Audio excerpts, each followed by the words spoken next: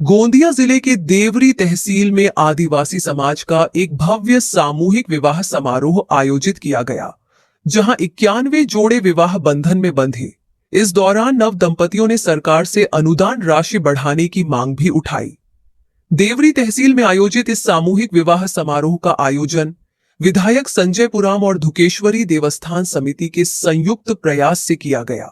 इस विवाह समारोह में गृह राज्य मंत्री पंकज भोयर, सांसद मायाताई इनवाते और सांसद नामदेव किरसान, विधायक संजय पुराम, जिला परिषद सदस्य सविता पुराम समेत कई जनप्रतिनिधि मौजूद रहे। पूरे समारोह में पारंपरिक रीति रिवाजों के साथ मंडप पूजन, बारात, मेहंदी, संगीत और नृत्य का आयोजन किया गया। इस भव्य कार्यक्रम में 3000 से ज्यादा लोगों ने हिस्सा लिया। आयोजकों की ओर से सभी नव दंपतियों को घरेलू उपयोग का सामान भी भेंट किया गया।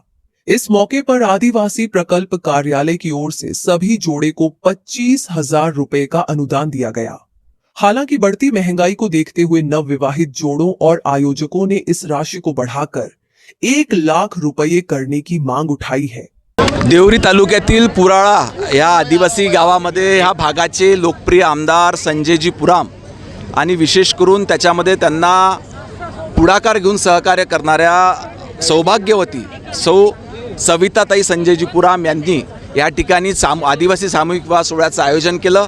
आपण बघितलं की जवळजवळ 90 वधूवर याच्यामध्ये सहभागी झाले आणि प्रचंड मोठा असा आदिवासी समाजाचा सामूहिक विवाह सोहळा या ठिकाणी घेतला। आज सामूहिक विवाह सोहळा ही काळाची गरज आहे। एकंदरीतच आपल्याला जास्तीचे खर्च वाचवायचे असतील तर सर्वसामान्य कुटुंबातील लोकांकरता अशा पद्धतीचं उपक्रम राबविणे हे निश्चितच या भागाचे आमदार सन्माननीय संजयजी पुराम याच्यामध्ये यांनी पुढाकार घेतला। याच्याकरता मी त्यांचं मनपूर्वक अभिनंदन करतो। आयोजकांनी याचा जो मानधन आहे तो वाढवून देण्याची मागणी देखील केली आहे। काय मागणी आहे नेमकी? निश्चितपणे काळानुरूप याच्यामध्ये कुठेतरी अनुदान जे मिळतं सध्या 25,000 रुपये ते वाढवून 50,000 मिळावं अशी आयोजकांची मागणी आहे। सरकार याची दखल त्या ठिकाणी घेईल आणि योग्य कारवाई करेल। हे सामूहिक विवाह सोहळ्याचा हा दुसरा वर्ष आहे। 2025 मध्ये पण सामूहिक विवाह सोहळा आपण याच ठिकाणी केला होता, ज्याच्यामध्ये 121 आदिवासी समाजातील मुलामुलींचे विवाह संपन्न झाले होते। यावर्षी देखील आदिवासी मुलामुलींचे विवाह संपन्न झालेले आहे। जवळपास 91 जोडपे या ठिकाणी विवाहबद्ध झालेले आहेत। शासनाच्या वतीने त्यांना जी देण्यात येणारी मदत ही अत्यंत तुटपुंजी जी आहे ही वाढवून देण्यासाठी देखील आपण मागणी केली आहे मंत्र्यांकडे। आपण दरवर्षी मागणी करतो आहे।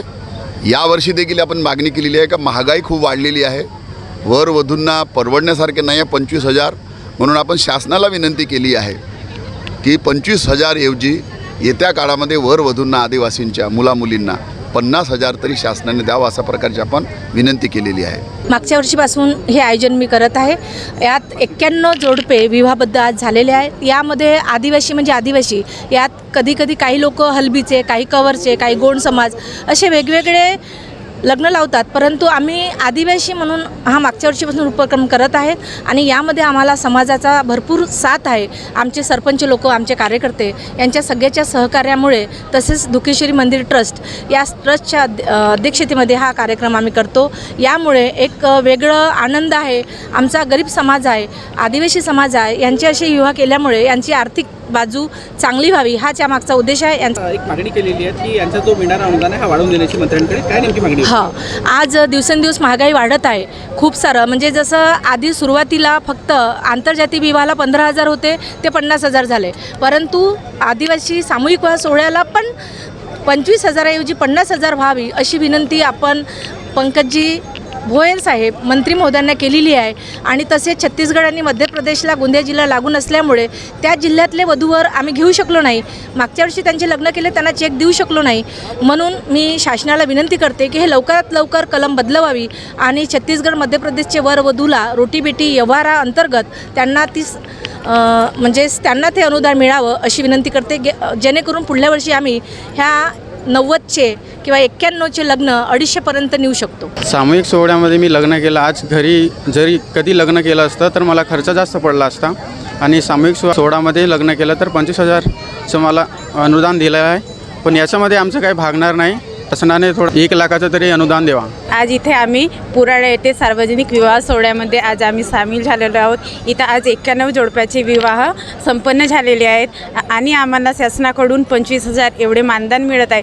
तरी पण शासनाला अशी नम्र विनंती आहे की आदिवासी गोरगरीब यांना थोडाशी आणखी 1 लाखापर्यंत तरी पण निधी द्यावी अशी शासनाला आम्ही विनंती करतो. आयोजकों का कहना है कि यदि सरकार अनुदान राशि बढ़ाती है तो ऐसे आयोजनों में भाग लेने वाले जोड़ों की संख्या और बढ़ेगी, जिससे समाज में सकारात्मक बदलाव देखने को मिलेगा.